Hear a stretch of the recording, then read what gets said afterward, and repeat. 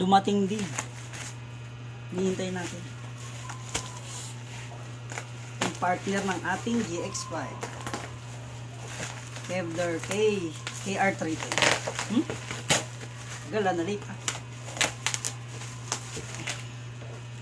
Actually, kanina pa ako inaantok eh. Kaso alam ko darating ito.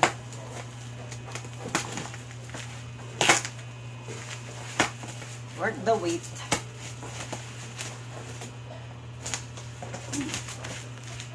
Work the weight.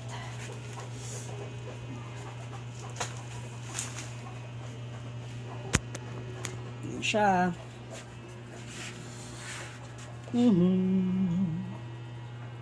Okay. 12 ko to in order eh. 12. So ano ngayon? Okay lang. 1 week lang pala mahigit. Nag-tempo pa ng sale to. So naka-discount ako ng 500. Ngayon balik siya sa 5, 5.6 yata. 5. Balik siya sa regular price.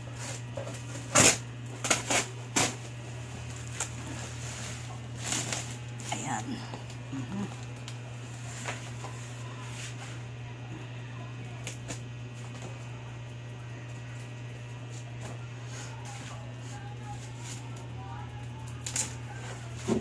Wala namang special sa loob nito maliban sa speaker. Na-unbox lang natin para makita nyo rin. Okay, Kevler kr310. Ano to? 450 watts 10 inch 450 watts 8 ohms, syempre 10 inch. Two-way lang siya pero dalawang tweeter niya. Dalawang tweeter, hindi mid-range yung isa. Kasi pag three-way, mid-range yung isa. Ang three-way yung ano, yung kr312. Okay din sana yun. Match yun sa GX5 kaso wala sa budget. Alam niyo naman magki-Christmas. Maraming gastusin.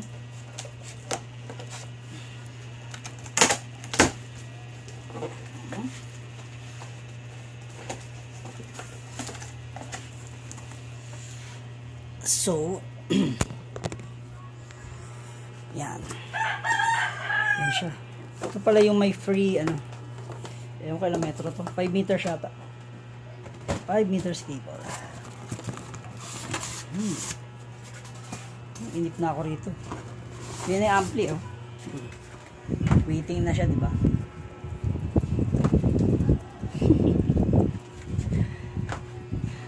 Nagpasabik lang ng ilang araw. Ito na ha. Wait lang.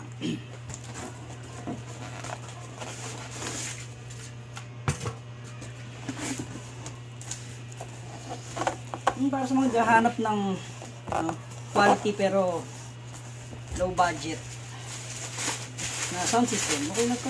Below 10,000. Kaya na pa yan, ganito yung kumbahay nyo, mga ganito lang kalit sa amin. Testing natin. Tuloy pa si Sandra, baka magbulyawan tayo. Yan. First speaker. Lang ha. Natin.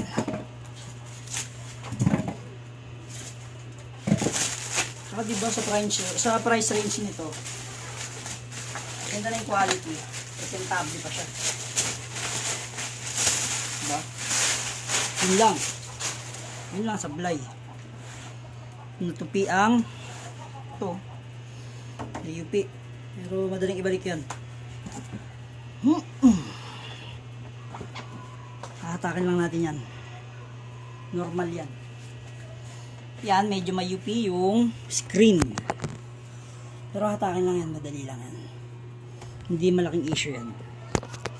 Hindi mo may iwasan yan sa mga ano, sa shipping. Yan yung front. Yan ang ano, issue, yung screen na tupi, pero madaling ibalik yan, hatakin lang yan dito. Ito yung back. Simple lang, terminal lang. Sa mga isa. Tapos meron din siyang ano, screw para sa stand. Ready na siya sa stand. Pero hindi siya patayo. Patagilid, nasa gilid yung screw.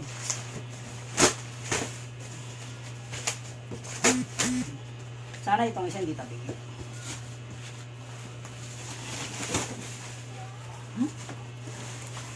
Medyo mabigat ha. Papawisan tuloy ako.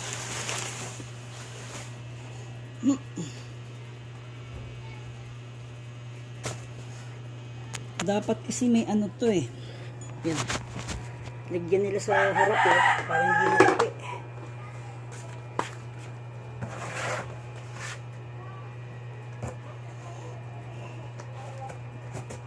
Alam ko may cutter ako. Andayan ako sa buntog.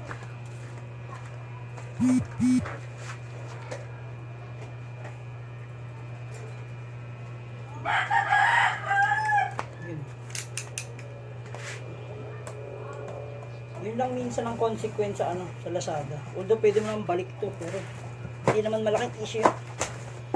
Hindi naman malaking issue yung tupinom sa screen. Madaling ayusin yun. Wala naman paint chips. Actually may nabasa na akong ganong review sa kanila. Yun nga, yung screen down na yung paper. Pero maliit na ano. Maliit na bagay. Masama kung dito mo, no? Diba? Iyak.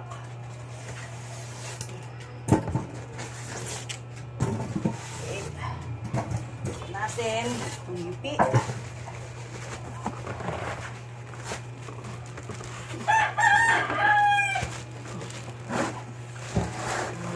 Alamang nadaganan yan. Kaya ganyan.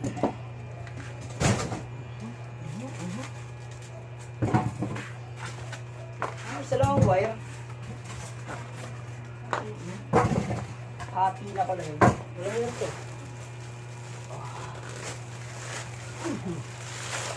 Ito lang yung wire.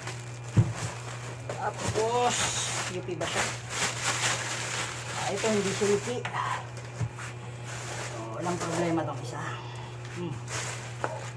Diba? Ito lang yung isa lang ang na UP. So, ayan siya. Mga bossing. Kevler kr310 450 watts size 10 woofer. Okay, mamaya sound check tayo. Ligpit muna tayong basura.